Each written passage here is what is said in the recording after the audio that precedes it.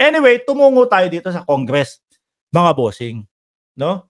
Tumungo tayo dito sa Congress, mga kababayan. Charan! Ito, mga bata pang kongreso ito, mga kababayan, no? Josephine Ato, salamat po sa inyong super sticker. Ito, mga batang kongreso pa to, mga boss chief amo, sir, ano? Ano po ba ang sabi dito ng House members? Slam Duterte led peace rally. Yan ang nga po ba ang sinasabi natin, mga boss chief amo, sir, eh. Nung una po, nung nagbablog ako, hindi kaya ako lang yung nagsasabi na itong mga parali-rally nila, eh, walang katotohanan na peace rally ito. Ma'am Jocelyn, maraming salamat po ulit sa inyong super sticker. So sabi ko sa sarili ko, research pa tayo ng mas madami. Nakita nga po namin ito, mga kababayan, no? Jose Cruz, 416 po ako. Unang kongresista, representative ng Isabela, 6th District, Ino D. Okay, so basahin natin ito. The fact that they are calling it a peace rally is a bit ironic. Kasi, mga kababayan, siguro iniisip nila na tayo pong mga Pilipino makukuha nila sa ganun. Tapos, ano lang to, prayer rally lang to. Tayo naman po, mga Pilipino, talagang religious po tayo, mga bossing, no? Malaki po ang antas. O siguro, sabihin na nating 98% hanggang 99%, no? Ang antas na bawat isa sa atin may relihiyon, mga kababayan. Siguro kaya yun yung title nila, prayer rally, mga kababayan, no? It's not all about peace. Puro paninira ang nangyayari. Totoo, correct, mga bossing, no? Sigaw nila pagpapabagsak sa gobyerno. Sigaw nila mga kasinungalingan na paratang kay PBBM. Nasaan ang peace rally doon? Sabi tuloy ni Tearmaker, peace rally. Yan yung sabi niya, mga kababayan. Saglit niya, pasilip nga muna.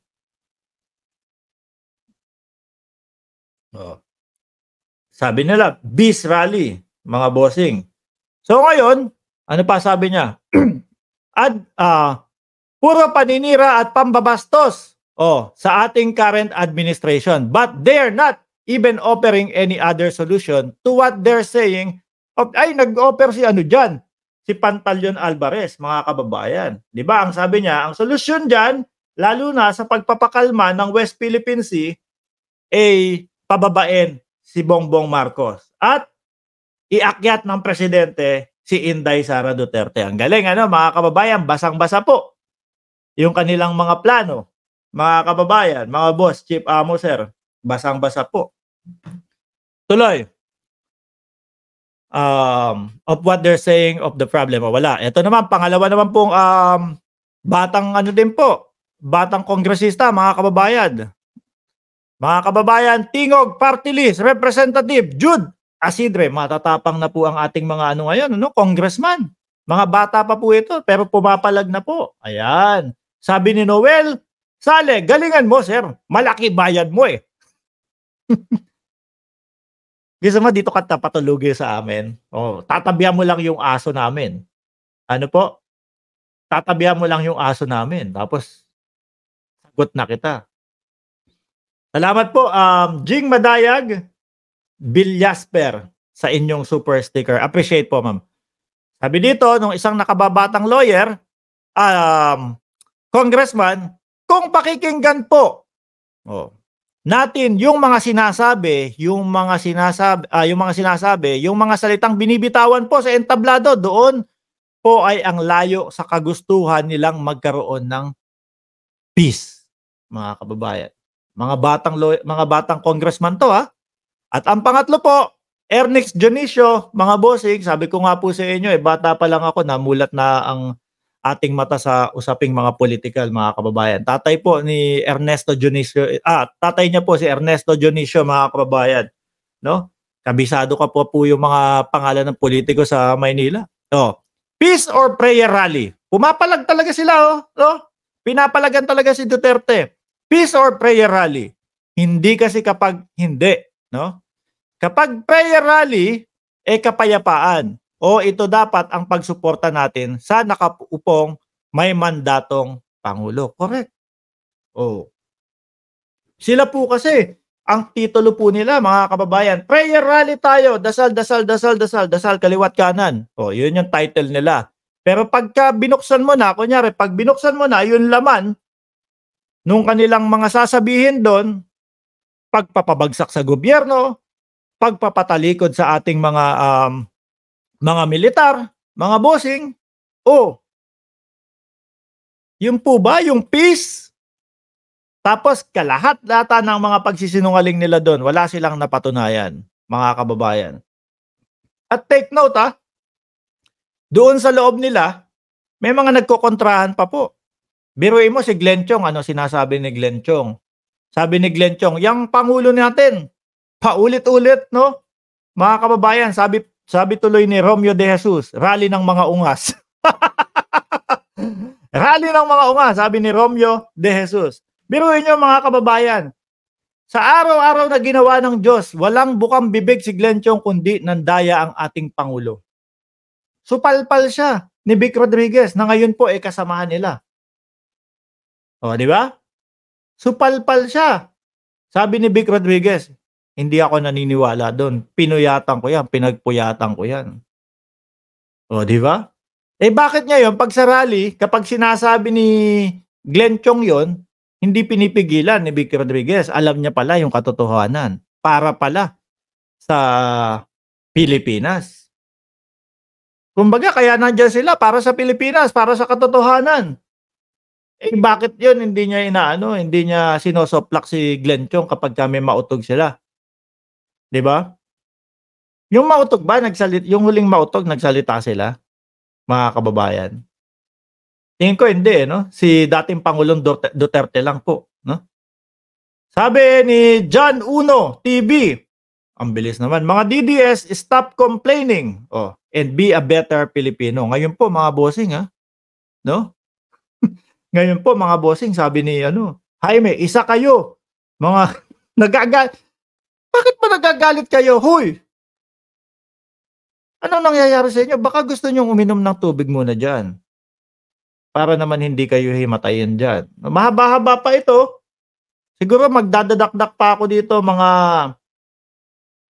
30 minutos pa. Baka hindi kayo umabot sa dulo. Di po ba mga kababayan? Ngayon po, pati po mga kabataang mga kongresista pumapalag na po. Doon sa mautog-mautog nila. At wag po tayong magtataka mga bossing, Chief Amo Sir, na kapag po sa mga susunod na panahon, siguro magiging araw-araw na po yan sa mga susunod na panahon po. Anong petsa na ngayon? 11 dito sa amin. 12 dyan sa inyo. Siguro po sa mga susunod na mga panahon, talagang magiging araw-araw na po yan. Bago dumating yung buwan na sinasabi ni Senator Antonio Trillanes. Dating Senador Trillanes, mga kababayan. Siguro 5 days o 3 days before, batche na tayo. June na. Mga kababayan, June na. Magsibatche na tayo.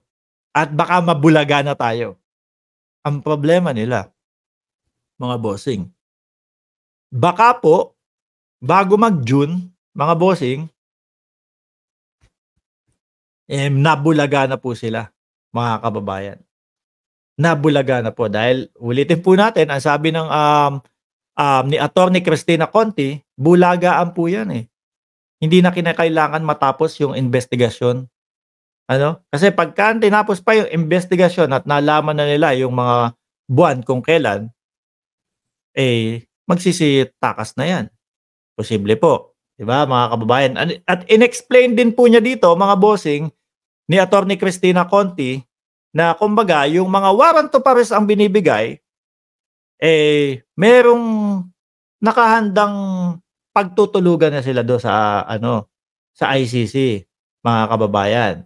At kung nakikita naman nila na yung kanilang a-arrest o yung seserban, no? Yung seserban ng dalawa yun isang warrant of arrest at isa yung kumbaga, parang imbita lang, mga kababayan. Kapag ramdam nila na yung tao makikipag-cooperate sa kanila, pupunta doon, pag ipinatawag, ipapaliwanag yung kanyang sarili, hindi warrant of arrest ang ibibigay. no? Kumbaga, simpleng imbitasyon po, mga kababayan. Iyan. Pero ang nakikita po natin, mga boss chief amo, sir, mukhang kaila bato kung totoo man po, ano?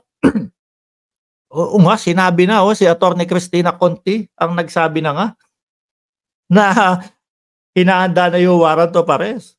First batch, Pangulong Duterte daw po. Second batch is sila Bato daw po. Kaya po nang dalaite si Bato. Sige na, Trillanes, halika na. Ikaw na ang magposa sa akin. Sumama ka pagka isa-serve na yung warrant of arrest. Ganyan, mga kababayan. Nang dalaite si Bato. Anyway, tututukan pa din po natin ito, mga kababayan.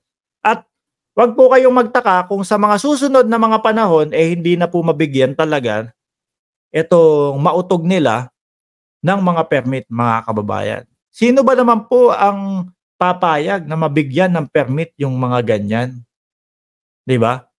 Kung kontra gobyerno, pagpapabagsak ng gobyerno, hindi naman totoong pampis yung kanilang rally, sabi ni Mizok Lee, 86777. Aba, lucky number yan, sir. No? Shout out sa iyo.